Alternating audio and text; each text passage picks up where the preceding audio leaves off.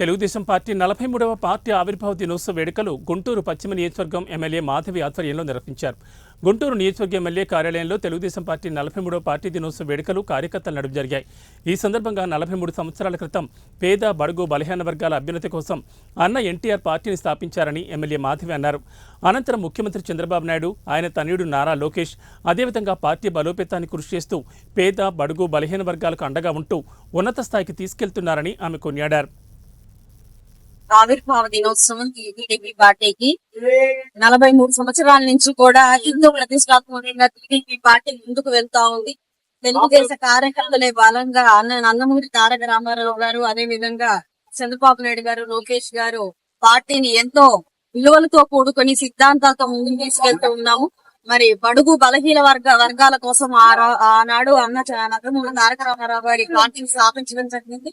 మరి స్థాపించినప్పటి నుంచి కూడా ప్రజల గుండె చప్పుడై తెలుగుదేశం పార్టీ నిరంతరం నిత్యం ప్రజలతోనే మమేకమై వారిని అభివృద్ధి చెందించేలాగా సంక్షేమాన్ని ఇస్తూ ముందుకు తీసుకెళ్తా నడిపిస్తా ఉంది.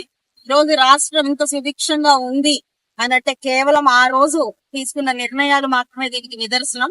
అయితే ఈ రోజు ప్రతి తెలుగుదేశ కార్యకర్త కుండల నిండా ఆనందంతో ముందుకు వెళ్తూ ఉన్నాము. అందరం కూడా టీడీపీ పార్టీ కార్యాలయానికి బయలుదేరాము. ర్యాలీగా ముందుకు వెళ్తున్నాం. అక్కడ అంగరంగ వైభవంగా ఈ వేడుకలు జరుపుకోవడానికి మా ఈ పశ్చిమ నియోజకవర్గ జిల్లా కార్యాలయం దగ్గర నుంచి వేడుకలు జరుపుకొని అక్కడి నుంచి అందరం కూడా బయలుదేరి ఈ రోజు మా అధినాయకుడు నారా చంద్రబాబు నాయుడు గారి ఆధ్వర్యంలో ఈ యొక్క మహోన్నతమైన రోజుని అందరం కూడా కలిసికట్టుగా సెలబ్రేట్ చేసుకోవడం కోసం అందరం బయలుదేరాం.